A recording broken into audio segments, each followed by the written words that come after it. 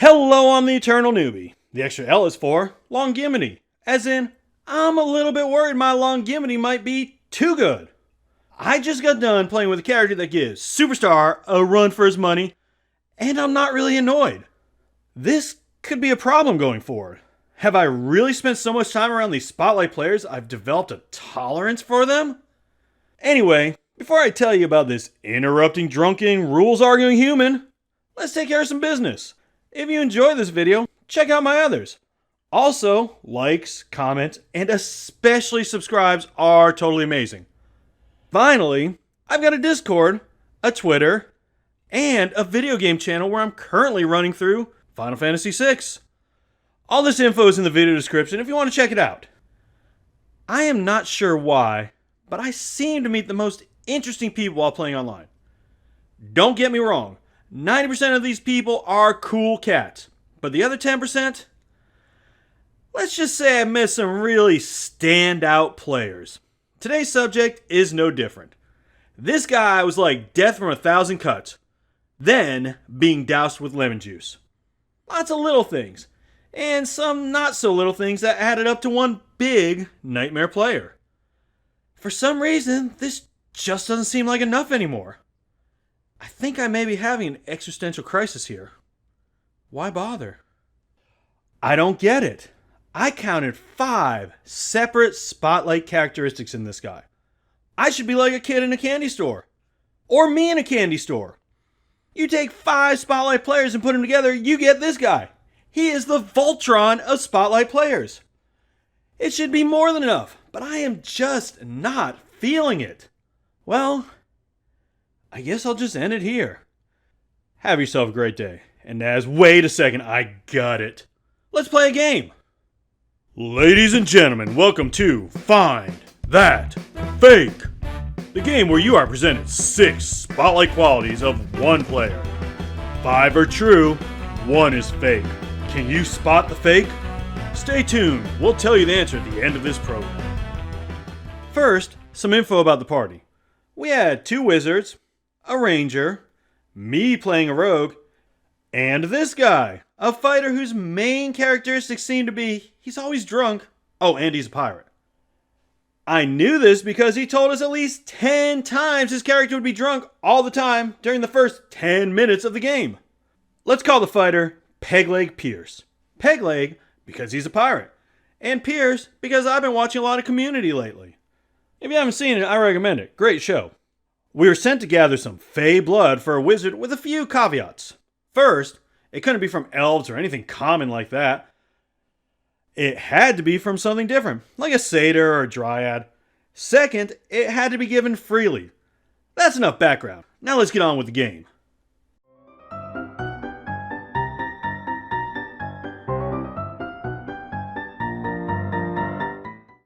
Our first category is the general. You know, that player that tries to tell everyone what to do. Pierce was very insistent that one of the wizards do something.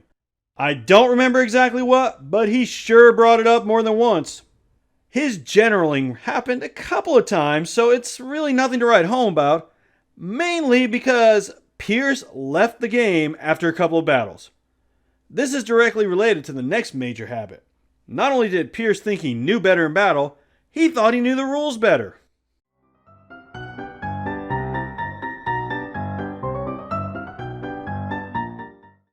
You see, Pierce was also a rules lawyer, and a kind I haven't gotten to in my Spotlight Player videos yet. He was the kind of rules lawyer that didn't know the rules. His first example of this was the best example of this. It came out of nowhere, like way out of left field. But before the game, he told us the little known fact that the damage bonus for a longbow was based on strength. The reason this fact is so little well known is because it is completely untrue. I even looked it up later to make sure because, you know me, I have learned to always double check before I open my big yapper now, no matter how insane. Yapper is kind of a cool word. We should try and bring that one back. When at least 3 of us said he was wrong, including the DM who read the rule to him, Pierce insisted we were wrong. He let us know he checked with 5 DMs, each with over 40 years experience. So that was over 200 years of DMing power telling us the damage bonus from a longbow comes from strength, not dexterity. I'm still not sure where this came from. The DM suggested 3.5, but I've never played. I would like to someday. It sounds really wacky. This sequence repeated itself over and over. When we rolled initiative, the wizards rolled their familiars separately per the DM's instructions. Pierce was very insistent they went on the player's turn. A lot of people do play this way, but in the 5 familiar spell, it says they get their own initiative. It's a common mistake. Come on, I know I am not the only person in the entire world who put his shoes on wrong and didn't notice till that night. What wasn't common was the way Pierce talked down to the DM or anyone else that told him he was wrong. He was positive he was right, and not taking no from anyone.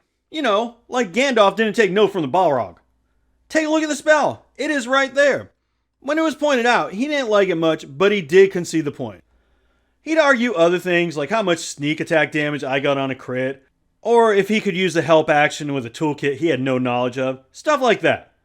Before I move on, let's not gloss over the fact that I got a crit. It happens seldom enough that it is worth mentioning. Sorry, I just had to. Back to the story. Pierce was wrong every single time and talked down to anyone who said he was wrong. Every single time. It would go something like this. Sorry, you can't help translate that text. You don't speak the language. Yes, I can. The rule says I can help with any action. Get a load of this guy. Okay, he didn't really say get a load of this guy, like he was Bugs Bunny in the 1970s or something, but that was his tone. Whoa, I'm not even halfway done with these spotlight characteristics yet.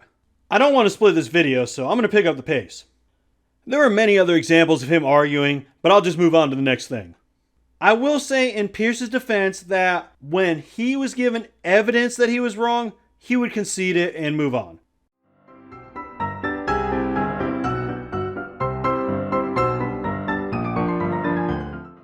This is another mod one, but still pretty annoying. Pierce would go on other people's turns to change his actions. He forgot to second wind when he was hurt and decided to do it during my turn. Of course, the DM allowed it, and I knew what was coming next, so I sat back and waited for it. This wasn't my first rodeo, and sure enough, the next turn, he did it again. He wanted to move back, conveniently, right as the enemy was about to attack him.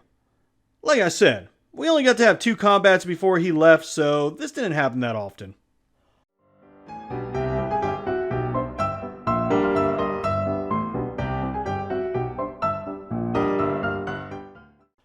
It wasn't long in game before I figured out why Pierce was a pirate.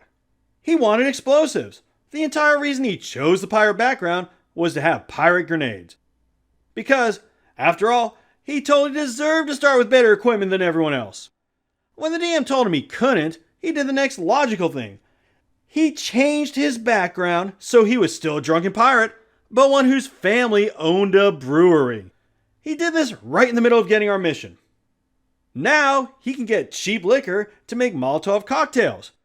The DM was literally in mid-sentence describing what our mission was when Pierce started talking over him saying, "My family now owns a brewery."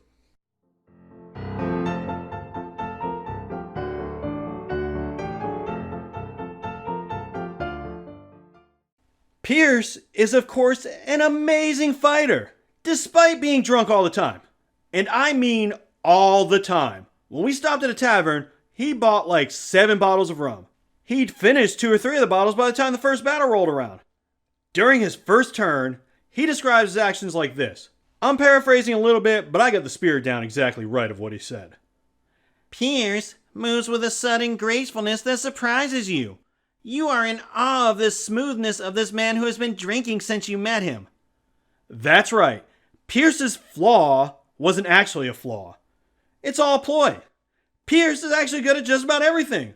He's an amazing fighting prodigy. Because, duh, of course.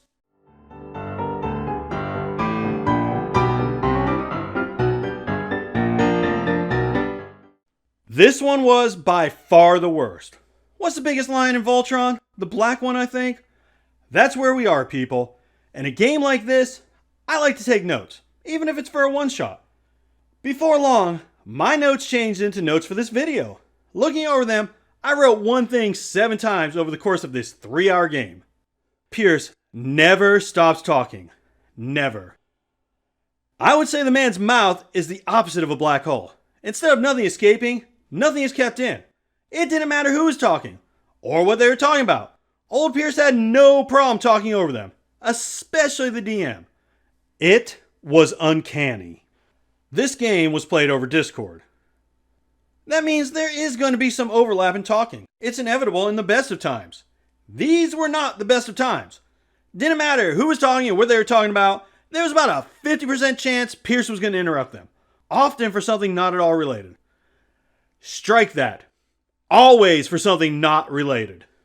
Pierce talked more than everyone else, including the DM, put together. I don't have the words to convey how much this man talked because he used all of them. Even this could be forgivable. Some people just like talking. If not for the fact this man talked over everyone. We would be in the middle of a sentence, having been talking for like the last 5 seconds, he would just start talking like it was silence. I honestly have never seen anything like it. It must have happened more than 50 times. That was Pierce. So which of these spotlights is the fake?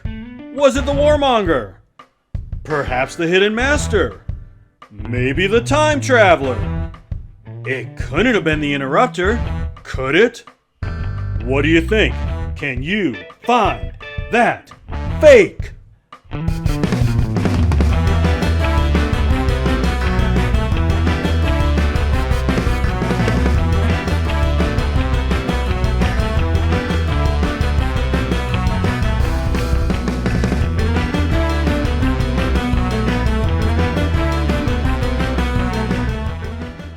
Was your guess the warmonger?